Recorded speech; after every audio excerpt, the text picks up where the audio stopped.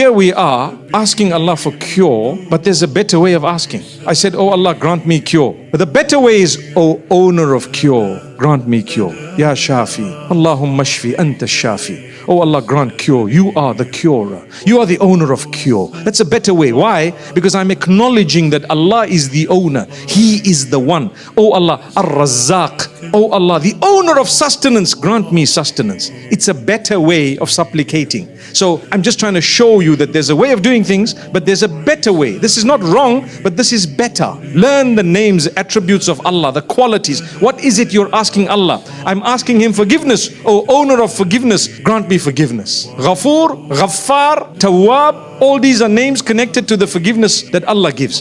Tawwab, the one who oft forgives, all the time. He accepts the repentance. Tawwab. Ghaffar, one who forgives often, time and again, over and over again.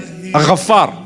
So the names and qualities of Allah are very, very important. When you want to ask for cure, you speak about Ash-Shafi, the curer. Okay, that's amazing. Similarly, if you take a look at the supplications that are made in the Sunnah of the Prophet ﷺ or in the Quran, a lot of the times you'll find beautiful names and qualities of Allah subhanahu wa ta'ala. Unfortunately today, we don't know the names, and at times, even if we know them, we don't use them.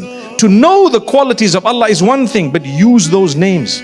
Use them. Oh Allah, you are most forgiving, forgive me. Oh Allah, this is who you are, this is what you've promised. Or these are your qualities. You are the strongest, grant me strength. Oh Allah, you are the protector, protect me. You are the giver, give me, and so on.